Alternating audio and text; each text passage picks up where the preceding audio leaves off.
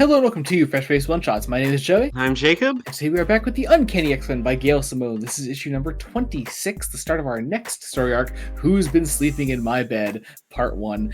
This is Careful What You Wish For. Fascinating stuff. Oh man. The opening scene of this issue is out to tear my heart into. Good God, Gail.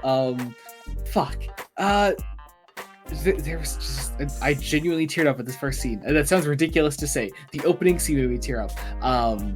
It's the Gambit wants to be a dad. Yeah, like... it's specifically the line. You already have a mama. You know that. Like, just oh god, yeah. No, it is.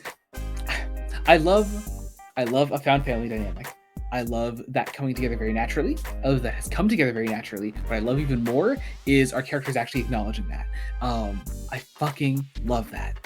Oh, that is just happening. It's happened naturally. They've looked after these kids as some of their own, and it's really, really sweet. God, I love these two. Also, the "I always carry protection" line is so fucking funny. That was just great. I really, really, really love that. But yeah, no. There's some implications here at the end of this that hey Gambit, buddy, have you eaten a person? Did you do sounds something? Like he's eating a person. It sounds a little bit like he has eaten a person. Have you eaten a person? That may have happened.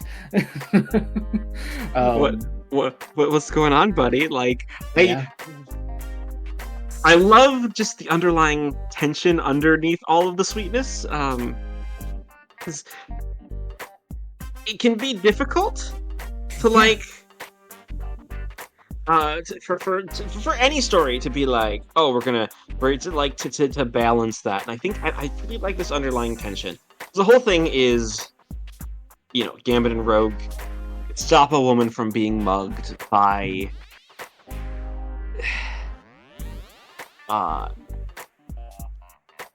guys who call Gambit the King of the Thieves Guild. Like, I don't know what that's all about. I do wonder if they have something to do with maybe the Vig, perhaps? Maybe? It's very possible.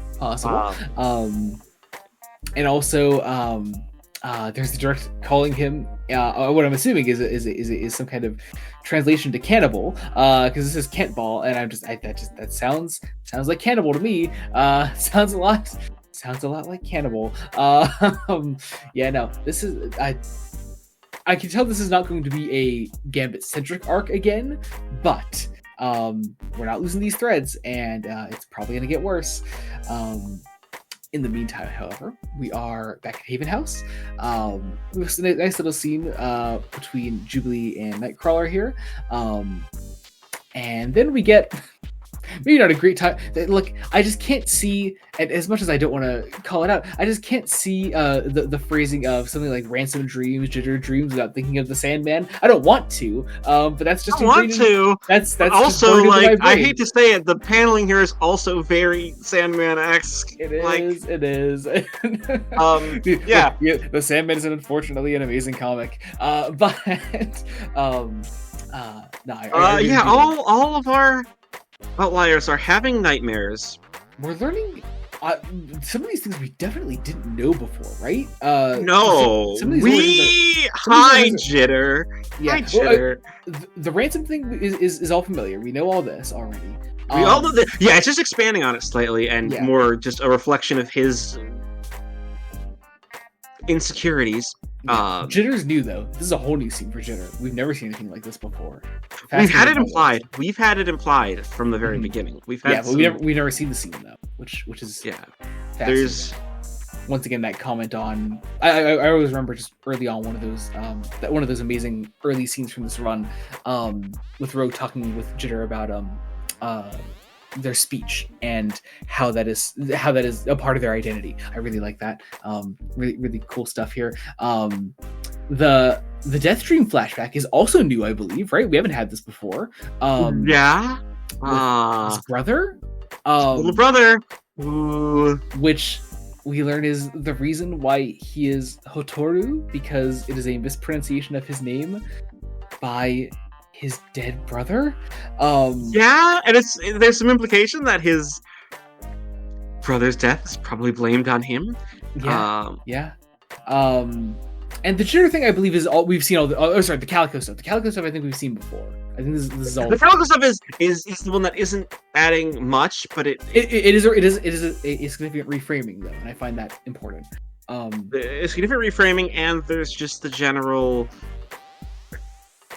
All 4 of these are some sort of abuse, like, intentional or not, like, or are hinted abuse. Death Dreams is oddly enough probably the least, because it does just seem like his dad was trying to take care of his mother, from the very little that we see. But all the other 3 are pretty explicitly related to abuse of some sort. Also, small little touch. I love that Deathstream sleeps in that pose. I think that's really cool. Deathstream's the best. Yes. Jitter likes brute force. Jitter loves brute force. Yes. Which I forget is actually a Marvel thing. I feel like brute force should be this weird independent comic. Yeah. Also, small thing, just a small little note. While I was reading this, I did totally think there was a lettering error, because I saw Jitter Dreams, and the way her hair was laying down around her, I thought it was meant to be Deathstream at first, and I was like, is that a lettering error? I didn't realize you were entering a Jitter flashback. No, it's intentional. Because again, the way they sleep, I think, is also very revealing. Yeah. Yep. The pain on Calico's face that she just lives in those nightmares, essentially, just heartbreaking.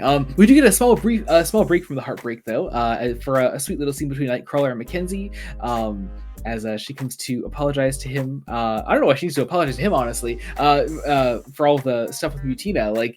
I don't know. Surely they should be good. I mean, I'll take any excuse to see Nightcrawler kissing somebody again. That's great. Yes. It's beautifully drawn. It's gorgeous. It's soap opera. Yeah. I also like the little play on the insert name Dreams with Waffles is on standby. I think that's very fun. We learned that all of the kids have gone missing somehow, and then the issue gets weird. The issue gets a bit weird, and oh man. Okay, so as it happens, Moira McTaggart meets with Jitter in Singapore. Well,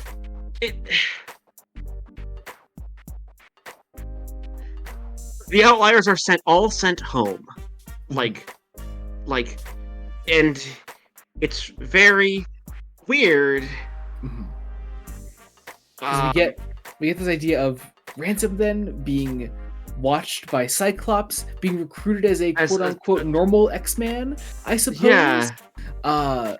We have Wolverine and Beast with Calico, again recruiting her like a quote-unquote normal X-Man as she's saving some We should also say, Luciano Vecchio's style here,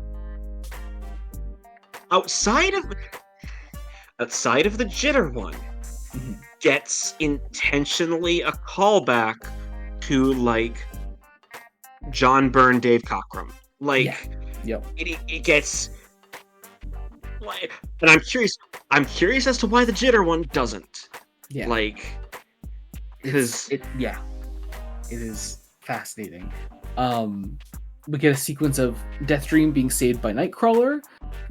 All of our Outliers are brought to Xavier's mansion, which is called Professor Xavier's School for Gifted Youngsters. It's not Grey Malkin Manor right now, and they're brought here. Mutina is here as well. They're all also implied to be a prisoner. To be a prisoner. I don't think she's behind this, and they're going to be the New Mutants. Yeah, and what? Okay, okay. I'm sure we'll get all into it next issue. But what? I don't know any X-Men villains who control dreams, but it's very much implied that this is a shared dream. Yeah, of course. Yeah, of course. Yeah. But also their bodies have disappeared as well. So yes.